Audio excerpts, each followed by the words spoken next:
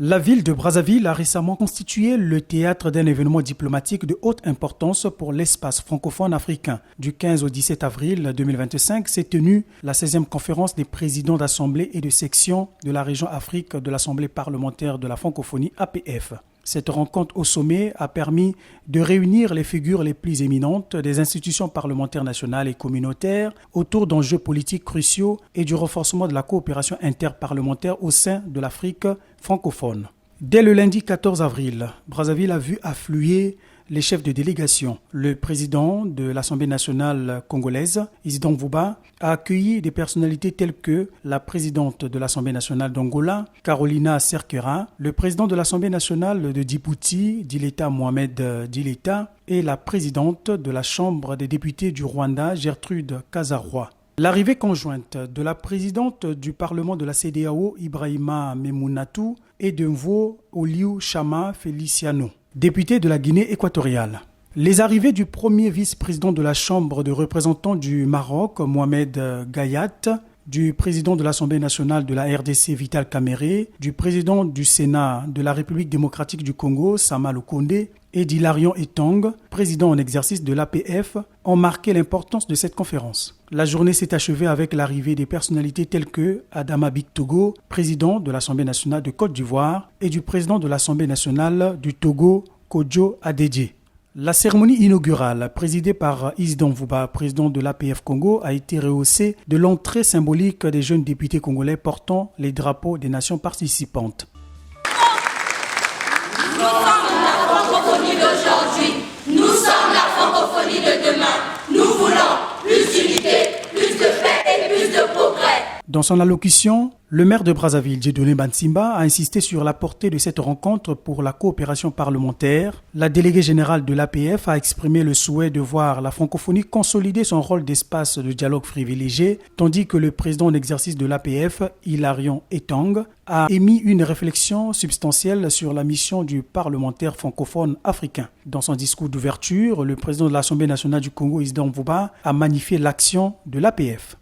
Je suis envahi par la tentation, l'envie de faire une incursion, si vous le voulez bien, avec votre permission, dans les classiques de la littérature française du XVIe siècle, par allusion au chiffre 16 de la 16e conférence des présidents d'Assemblée et de section région Afrique de l'Assemblée parlementaire de la francophonie. Chaque jour qui passe, avec humanisme et toujours avec universalisme, nos assemblées et sections, au travers des rencontres diverses et variées, contribuent à activer la diplomatie d'essence parlementaire, consolider la démocratie et garantir les droits de la personne humaine. Il nous incombe, les uns aussi bien que les autres, de garder allumée la flamme de notre engagement. Comme le recommandait déjà le président Denis Sassou Nguesso en novembre 1997 au sommet d'Hanoï, République du Vietnam. À cette importante rencontre, le président de la République du Congo concevait la francophonie comme le cénacle de l'harmonie et de la solidarité. Les séances de travail ont permis d'examiner des thématiques essentielles, incluant la communication du président Etong, la présentation du rapport du délégué régional Afrique et les enjeux politiques, sociaux et sécuritaires actuels. Cette Afrique-là que nous voulons, qui va aller dans cette ère de mondialisation, la tête haute. Dans l'Afrique où vous avez les Niger, vous avez le Burkina Faso, le Mali, le Rwanda, le Congo, le Sud-Soudan, vraiment une Afrique qui se déchire. Lorsque nous sommes dans une même communauté, nous devons prôner les valeurs de cette communauté. Notre vision pour l'avenir est celle d'une région en paix, tournée vers la prospérité et le développement économique. Chers collègues, aujourd'hui, on est tous invités à réfléchir et ensemble aux situations politiques, sociales et sécuritaires que traverse l'Afrique francophone.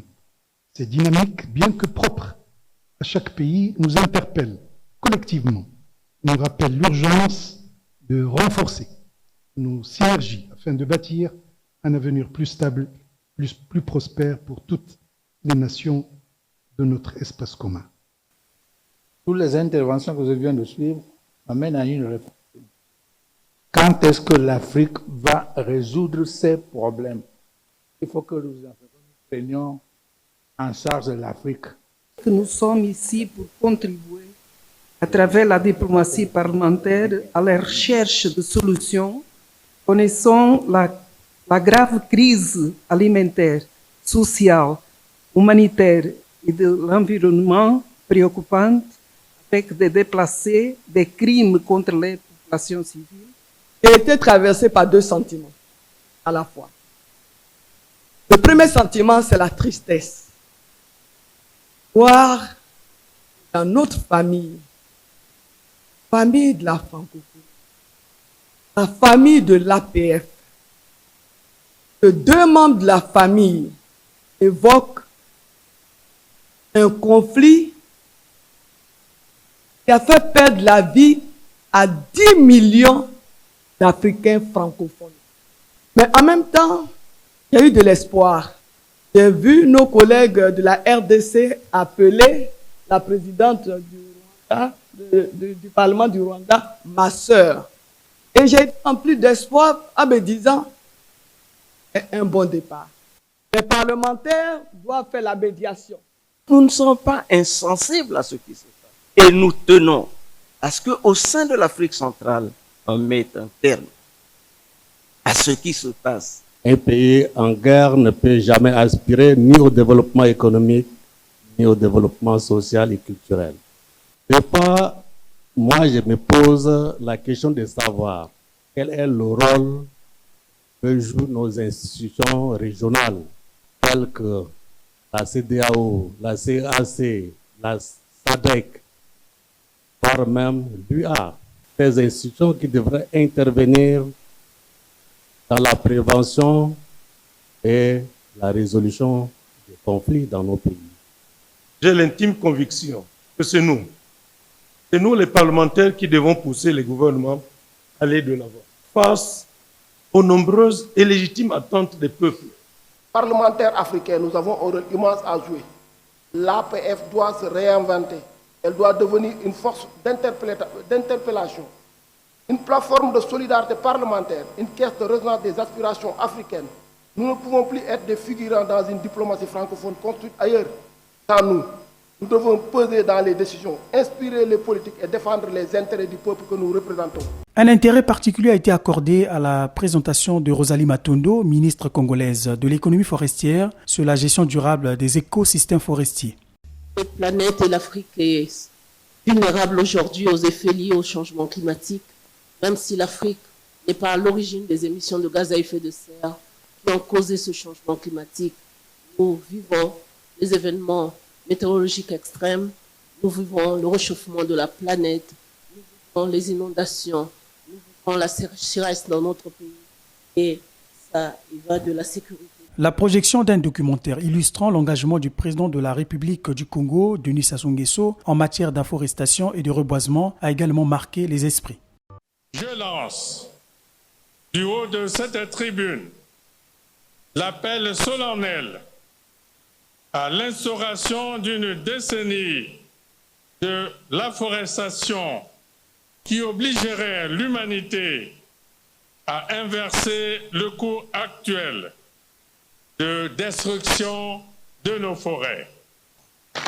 Chaque Congolais, le 6 mars, doit planter chez lui, partout où il se trouve, un arbre, qu'il soit fruitier ou pas. Mon pays a en réalité placé les questions liées à la préservation de l'environnement au cœur de sa politique nationale et au centre de son engagement sur la scène internationale. L'APF a honoré plusieurs personnalités congolaises en les élevant dans l'ordre de la Pléiade. Emilienne Raoul a été admise au grade de chevalier, exprimant sa gratitude et soulignant le rôle du Conseil économique, social et environnemental. Le président de la République, son Excellence M. Denis Sassou Nguesso, a voulu faire de notre institution la première où la parité homme-femme et respecté. Le président de l'Assemblée nationale, Isidore Mvouba, a été élevé au rang de grand officier, rendant hommage à la francophonie et au président Denis Sassou Nguesso. Mon mérite est de servir la francophonie et de magnifier une langue d'une grande beauté. Mon mérite aussi est d'être au service d'un homme de tradition, de brassage culturel, un homme de paix qui pratique le français avec alacrité et circonspection. Cet homme est le président de la République du Congo. Son Excellence, M. Denis Sassou Nguesso, grand quoi dans l'ordre de la Pléiade, homme de cœur. Le président du Sénat, Pierre Ngolo, également distingué, a perçu cette reconnaissance comme un encouragement à un engagement accru envers les idéaux de l'APF. Devant le geste significatif, particulièrement important, que vient de faire l'APF à mon égard, puisque c'est pour la deuxième fois que l'APF me décore, je ne pouvais quand même pas recevoir la médaille et repartir sans dire un petit mot. Ce petit mot, c'est juste pour dire merci à l'APF. La clôture de cette 16e conférence de l'APF, présidée par Pierre Ngolo, président du Sénat, a été l'occasion de formuler plusieurs recommandations. La conférence a décidé de poursuivre son engagement pour la paix et la sécurité en Afrique francophone, pour le bien-être des populations et particulièrement les enfants, les jeunes et les femmes.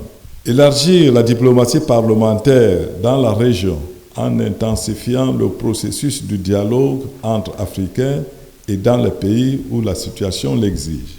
Concrétiser dans les plus brefs délais les actions de diplomatie parlementaire dans les pays en transition en Afrique de l'Ouest, telles qu'adoptées lors de la réunion du Bureau international de l'APF en juillet 2024. Soutenir la désignation de son Excellence Faure Essozima Gnassingbé, président de la République du Togo, en tant que médiateur de l'Union africaine dans le conflit à l'est de la République démocratique du Congo. Mettre en route une mission de la région Afrique de l'APF à Kinshasa et à Kigali, conduite par la dite région. Marquer sa solidarité et de s'engager davantage à l'endroit de toutes les sections africaines membres de l'APF. Élargir la diplomatie parlementaire dans la région en intensifiant le processus du dialogue entre Africains et dans les pays où la situation l'exige. En marge des travaux, des échanges bilatéraux ont eu lieu, notamment entre le président de l'Assemblée nationale du Congo, Isidore Mvouba, et Adama Bictogo, président de l'Assemblée nationale de la Côte d'Ivoire. Je voudrais donc me réjouir de me retrouver ici cet après-midi en ces lieux très importants, dans cette maison de l'institution du débat démocratique, de la liberté de penser, institution d'expression de la pluralité des pensées.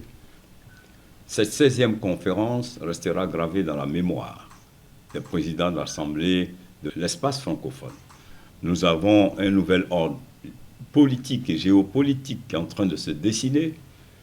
Nous avons aujourd'hui des contraires qui se rassemblent et l'Afrique a un devoir, c'est de faire valoir sa solidarité, c'est de faire valoir sa souveraineté. Et qui mieux que Brazzaville et qui mieux que le président Sassou Nguesso, panafricaniste, peuvent donc faire valoir le sens de la solidarité africaine. Nous avons considéré que les parlements ne doivent plus être en rade. Nous ne devons pas être des spectateurs, parce que nous avons pour mandat nos peuples, et il s'impose à nous que nous puissions prendre nos responsabilités. Nous avons un autre souvenir, c'est l'audience qui nous a été accordée par le président de la République, son Excellence Denis Sassou Nguesso. Audience qui a duré plus d'1 heure et qui a été pour nous une forme d'éveil de conscience. La 16e conférence des présidents d'Assemblée et de section de la région Afrique de l'Assemblée parlementaire de la francophonie à Brazzaville s'est avérée être un moment charnière pour réaffirmer le rôle central des parlements africains francophones face aux défis contemporains. Les discussions approfondies et les distinctions honorifiques ont également marqué l'engagement des acteurs de la francophonie parlementaire à renforcer la coopération régionale et à promouvoir les valeurs qui leur sont communes. La 17e conférence de l'APF est prévue au Togo en 2026.